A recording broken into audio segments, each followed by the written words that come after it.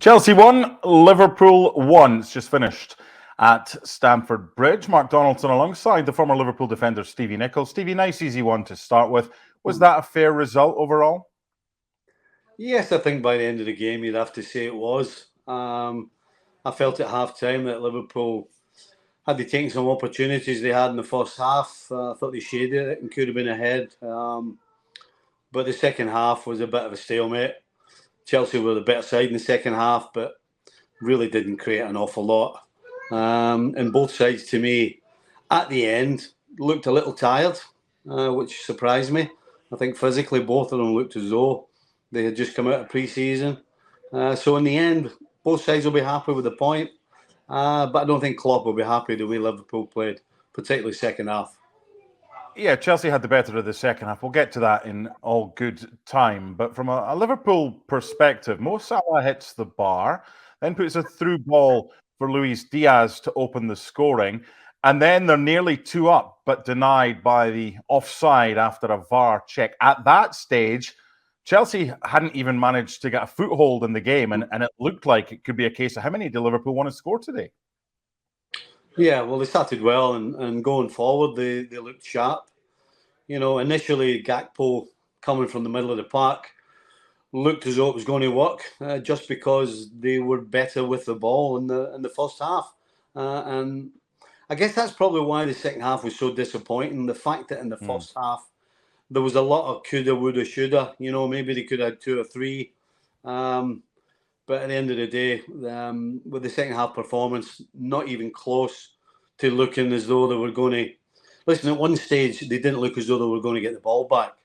Never mind try and produce some opportunities in the opposition's half. So, again, in the end, take the point. But, yeah, I'm a little frustrated, to be quite honest with you, because of the way the game started for Liverpool, it gave you optimism that at least going forward they were going to create.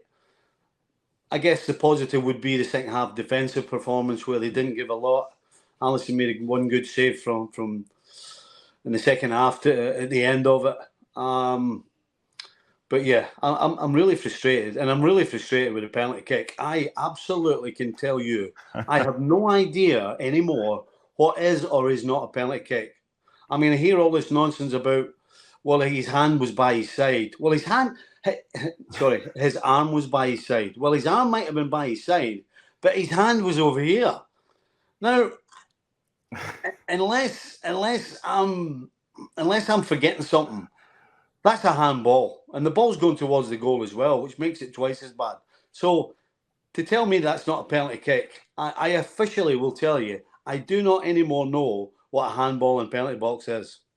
I don't know if anybody does. Look, we're jumping ahead. That's the 53rd minute. I want to ask you, Chelsea got back into it. Dizazi with a nice close-range finish after a Ben Chilwell header.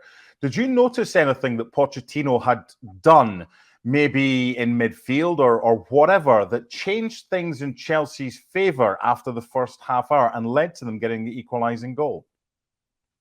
To be honest with you, no. I mean, at some stage when you're at home, you're going to have some of the ball or control. And when they scored, they did have control of the game. Mm-hmm. But, you know, typically the goal comes from a set piece, which is headed out, headed back in. It's not any fancy controlled football, how Chelsea get their goal. Now, you can argue they deserved it because at that time they were they were in charge of the ball and in charge of the game. But no, I don't see the changes that Pochettino made that changed the game. I think it's just part of the game. Sometimes one team has control, and then the other steps up a little gear, and then they have control. Yeah, it was nothing. I don't think it was anything to do with any changes that Pochettino made. And I would say, as much as Chelsea had the ball, particularly in the second half, I really didn't see them scoring any goals. You know, the talk in the commentary was about how they only scored 38 goals last season. I'll tell you what, you wouldn't bet against them even getting 38 with this sort of performance, with this amount of ball. And I think that's the key. The fact in the second half, the amount of ball Chelsea had and didn't do anything with it, That would be a worrying thing for me. Nico Jackson had an effort over the bar shortly after Ben Chilwell's goal was ruled out for offside. I just think in that first half, once Chelsea started to not dominate but get more possession, and as you said, rightly so, every team does so. You go through spells. I just felt initially Conor Gallagher was maybe a little bit isolated, but they rectified things. And Enzo in the middle of the park, who I thought, especially in the second half, was absolutely outstanding. Yes, they paid a fortune for him, but he's a class act. I know you say that Chelsea had a lot of the ball and ultimately in the second half didn't do much with it. And for Liverpool, excellent first half hour, not so great next hour. When you played, Stevie, how long did it take you to get up and running in a season? Because very few teams can hit the ground running from the first whistle on the first fixture. Yeah, the first game of the season's always, for both players and for coaches, by the end of the game, you figure out where you are in terms of your physical strength. I think mentally, it's not a problem, but certainly physically, you figure out where you are. And I guess if you Klopp, whether it's true or not, you can use that as, because some people feel that Liverpool had to win this game to get off to a flying start. If you're Klopp, you can use that as a barometer of, well, we're not quite 100% yet, and I think what we saw in the second half would bear that out.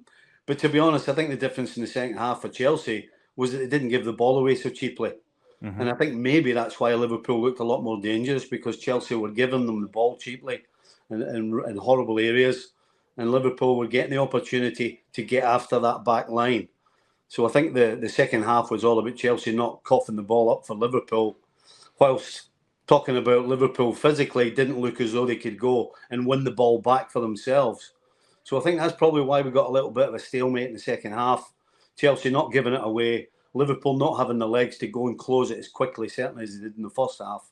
And then by the end, as we started off by talking about, probably a fair result for both sides. Yeah, when you played, Stevie, you were an outstanding fullback. You were able to play in various positions as well. When you see Ben Chilwell now, who's pretty much like a left winger, and at some stages of that game was up there and maybe even Chelsea's most advanced player beyond Nico Jackson, how different is it from the way that a fullback is now being deployed, i.e. Ben Chilwell as a wing-back today with the three centre-backs, and when you tried to get forward, would you have fancied his role much? Oh my goodness, are you kidding? You want to look?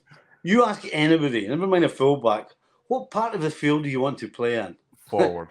Yes, exactly. Look, yes, I enjoy defending, but if you give me a wish list, I'll gladly stand out on the left hand side or the right hand side and play in the opposition half. So it's no surprise, both James and Chilwell, they love to get forward, they love to deliver. We saw Chilwell getting in some good positions today to actually maybe get a strike at goal. Well, he did. He actually scored, but unfortunately for him, he was offside. So yeah, that's a dream for so-called attacking fullbacks to be able to play most of the game on the other half of the field. Absolute delight. Thank you very much for watching ESPN FC on YouTube. For more highlights, analysis, and exclusive content, be sure to subscribe.